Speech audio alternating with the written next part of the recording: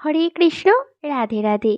রমা একাদশী 2023 খ্রিস্টাব্দে রমা একাদশী পালন করতে হবে 9 নভেম্বর, বৃহস্পতিবার। কার্তিক মাসের কৃষ্ণপক্ষের একাদশী ব্রত রমা একাদশী। একাদশীর দিন প্রাতঃস্নান সেরে ভগবানের চরণে তুলসী পাতা অর্পণ করে একাদশী সংকল্প মন্ত্র উচ্চারণ করে সংকল্প করুন। সংকল্প মন্ত্র স্ক্রিনে দেওয়া হলো। একাদশীতে পঞ্চশস্য আমিষ আহার বর্জনীয়। একাদশীতে শস্য মধ্যে সমস্ত পাপ অবস্থান করে, তাই চাল, ডাল, আটা, ময়দা, সুজি, সরিষা আদি জাতীয় খাদ্যদ্রব্য একাদশী দিনে বর্জন করা উচিত। নির্জলা উপবাসে অসমর্থ ব্যক্তি জল, দুধ, ফলমূল এমনকি আলু, পেঁপে, কলা, ঘিয়ে বা বাদাম তেল অথবা সূর্যমুখী তেলে রান্না অনুকল্প প্রসাদ রূপে গ্রহণ করতে পারেন। রবি শস্য ধান, গম, ভুট্টা, ডাল ও সরিষা ও সোয়াবিন তেল অবশ্যই বর্জনীয়।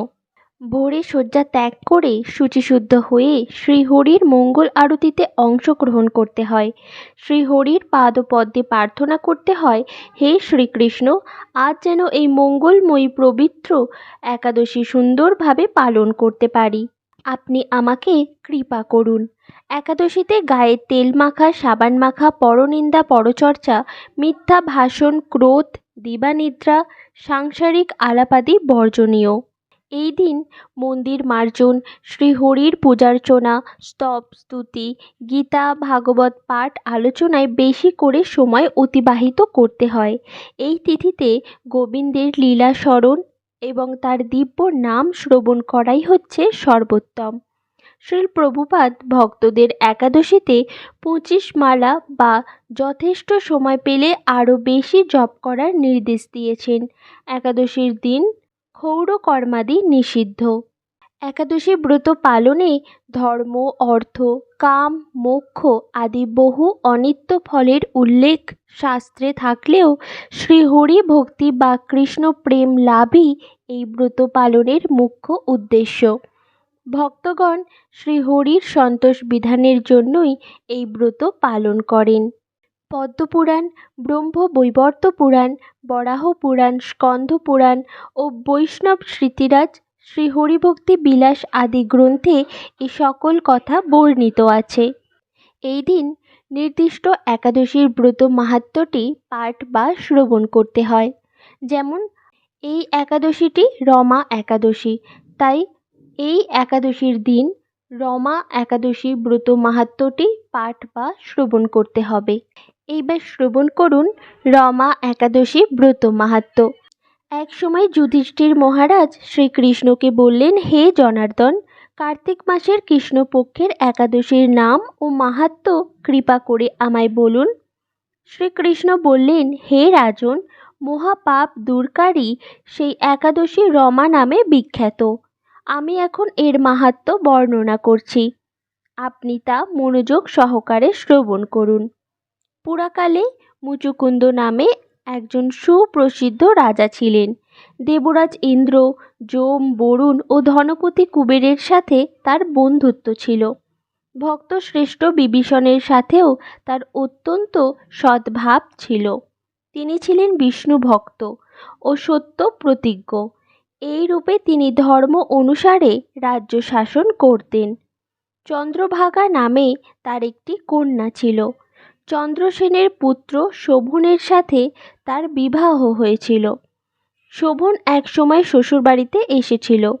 দৈবক্রমে সেই দিন ছিল একাদশী তিথি। স্বামীকে দেখে পতিপরায়ণা চন্দ্রভাগা মনে মনে চিন্তা করতে লাগলো, হে ভগবান, আমার স্বামী অত্যন্ত দুর্বল, তিনি ক্ষুধা সহ্য করতে পারেন না। এখানে আমার পিতার শাসন খুবই কঠোর। দশমীর দিন তিনি নগরা বাজিয়ে ঘোষণা করে দিয়েছিলেন যে একাদশী দিনে আহার নিষিদ্ধ। আমি এখন কি করি? রাজার নিষেধাজ্ঞা শুনে শোভন তার প্রিয়তমা পত্নীকে বলল, হে প্রিয়ে, এখন আমার কি কর্তব্য তা আমাকে বলো। উত্তরে রাজকন্যা বলল, হে স্বামী, আজ এই গৃহে এমনকি রাজ্য মধ্যে কেউই আহার করবে না। মানুষের কথা তো দূরে থাকুক, পশুরা পর্যন্ত অন্ন জল মাত্র গ্রহণ করবে না। হে নাথ, যদি তুমি এ থেকে পরিত্রাণ চাও তবে নিজ গৃহে প্রত্যাবর্তন করো। এখানে আহার করলে তুমি সকলের নিন্দাভাজন হবে এবং আমার পিতাও ক্রুদ্ধ হবেন। এখন বিশেষভাবে বিচার করে যা ভালো হয় তুমি তাই করো। সদবে স্ত্রীর এই কথা শুনে শোভন বলল, হে প্রিয়ে, তুমি ঠিকই বলেছ, কিন্তু আমি গৃহে যাব না, এখানে থেকে একাদশী ব্রত পালন করব। ভাগ্যে যা লেখা আছে তা অবশ্যই ঘটবে। এইভাবে শোভন ব্রত পালনে বদ্ধপরিকর হলেন। সমস্ত দিন অতিক্রান্ত হয়ে রাত্রি শুরু হলো। বৈষ্ণবদের কাছে সেই রাত্রি সত্যি আনন্দকর, কিন্তু শোভনের পক্ষে তা ছিল বড়ই দুঃখদায়ক, কেননা ক্ষুধা তৃষ্ণায় সে ক্রমে দুর্বল হয়ে পড়ল। এভাবে রাত্রি অতিবাহিত হলে সূর্যোদয়কালে তার মৃত্যু হল। রাজা মুকুচন্দ সাড়ম্বরে তার শবদাহ কার্য সুসম্পন্ন করলেন। চন্দ্রভাগা স্বামীর অন্ত্যেষ্টিক্রিয়া সমাপ্ত করে পিতার আদেশে পিতৃগৃহেই বাস করতে লাগল। কালক্রমে রমাব্রত প্রভাবে শোভন মন্দরাচল শিখরে অনুপম সৌন্দর্য বিশিষ্ট এক রমণীর দেবপুরী প্রাপ্ত হলেন। এক সময় মুচকুন্দপুরের সোম শর্মা নামে এক ব্রাহ্মণ তীর্থ ভ্রমণ করতে করতে সেখানে উপস্থিত হলেন। সেখানে রত্নমণ্ডিত বিচিত্র স্ফটিকখচিত সিংহাসনে রত্নালঙ্কারে ভূষিত রাজা শোভনকে তিনি দেখতে পেলেন। গন্ধর্ব ও অপ্সরাগণ দ্বারা নানা উপচারে সেখানে তিনি পূজিত হচ্ছিলেন। রাজা মুচুকুন্দের জামাতা রূপে ব্রাহ্মণ তাকে চিনতে পেরে তার কাছে গেলেন। শোভনও সেই ব্রাহ্মণকে দেখে আসন থেকে উঠে এসে তার চরণ বন্দনা করলেন। শ্বশুর মুচুকুন্দ ও স্ত্রী চন্দ্রভাগা সহ নগরবাসী সকলের কুশল বার্তা জিজ্ঞাসা করলেন। ব্রাহ্মণ সকলের কুশল সংবাদ জানালেন। জিজ্ঞাসা করলেন, এমন বিচিত্র মনোরম স্থান কেউ কখনো দেখেনি, আপনি কিভাবে এই স্থান প্রাপ্ত হলেন তা সবিস্তারে আমার কাছে বর্ণনা করুন।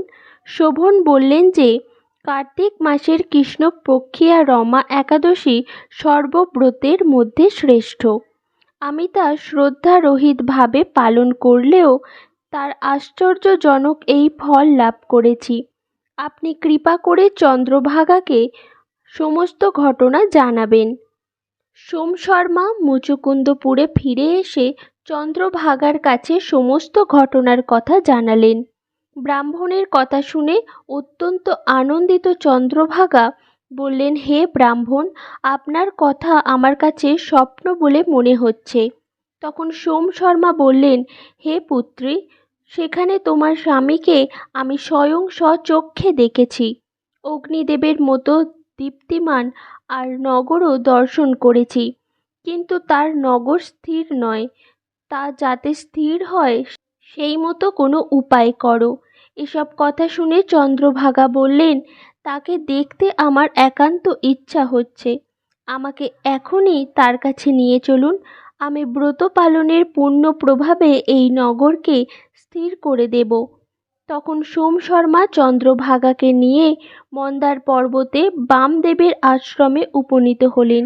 সেখানে ঋষির কৃপায় ও হরিবাসর ব্রত পালনের ফলে চন্দ্রভাগা দিব্য শরীর ধারণ করল। দিব্য গতি লাভ করে নিজ স্বামীর নিকট উপস্থিত হলেন। প্রিয় পত্নীকে দেখে শোভন অতীব আনন্দিত হলেন। বহুদিন পর স্বামীর সঙ্গ লাভ করে চন্দ্রভাগা অকপটে নিজের পূর্ণ কথা জানালেন। হে প্রিয়, আজ থেকে 8 বছর আগে আমি যখন পিতৃগৃহে ছিলাম তখন থেকেই এই রমা একাদশীর ব্রত নিষ্ঠা সহকারে পালন করতাম। ওই পূর্ণ প্রভাবে এই নগর স্থির হবে এবং মহাপ্রলয় পর্যন্ত থাকবে। হে মহারাজ, মন্দারাচল পর্বতের শিখরে শোভন স্ত্রী চন্দ্রভাগা সহ দিব্য সুখ ভোগ করতে লাগলেন। পাপ নাশিনী ও ভক্তি মুক্তি প্রদায়িনী রমা একাদশীর মাহাত্ম্য আপনার কাছে বর্ণনা করলাম। যিনি এই একাদশী ব্রত শ্রবণ করবেন তিনি সর্বপাপ মুক্ত হয়ে বিষ্ণুলোকে পূজিত হবেন। এই হলো রমা একাদশী ব্রত মাহাত্ম্য। এই একাদশী ব্রত পালন করে পরদিন সময়ের মধ্যে পারণ মন্ত্র উচ্চারণ করে রুটি, মুড়ি, ছাতু ভগবানের অনুকল্প প্রসাদ রূপে গ্রহণ করে পারণ করুন। পারণ মন্ত্র স্ক্রিনে দেওয়া হলো। এইবার দেখে নিন পারণের সময়সূচি।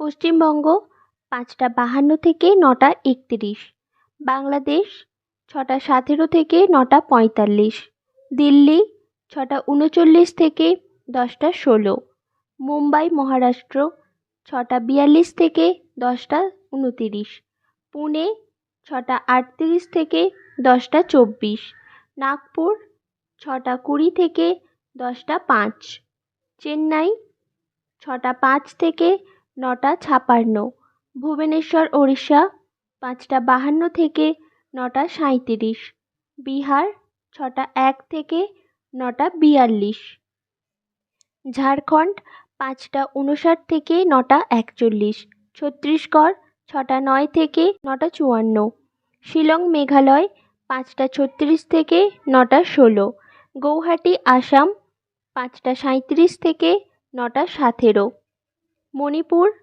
5:26 থেকে 9:07, মিজোরাম 5:28 থেকে 9:10, সিকিম 5:52 থেকে 9:30, বৃন্দাবন 6:35 থেকে 10:14, ব্যাঙ্গালোর কর্ণাটক 6:16 থেকে 10:07, হায়দ্রাবাদ তেলেঙ্গানা 6:18 থেকে 10:05, আগরতলা ত্রিপুরা 5:35 থেকে 9:17, গুজরাট 6:54 থেকে 10:37, কেরালা 6:18 থেকে 10:12, পাঞ্জাব 6:50 থেকে 10:25, রাজস্থান 6:48 থেকে 10:27, মধ্যপ্রদেশ 6:25 থেকে 10:07, উত্তরপ্রদেশ 6:21 থেকে 10টা, হরিয়ানা 6:44 থেকে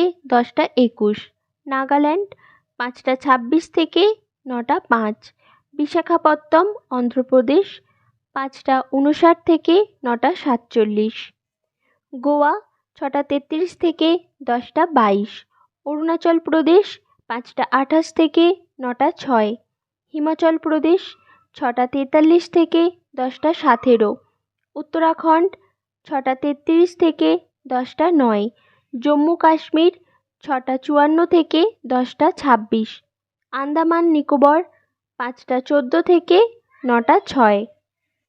এই হলো একাদশী পারণের সময়সূচি, অর্থাৎ একাদশীর পর দিন সকালবেলা পারণের সময়সূচি।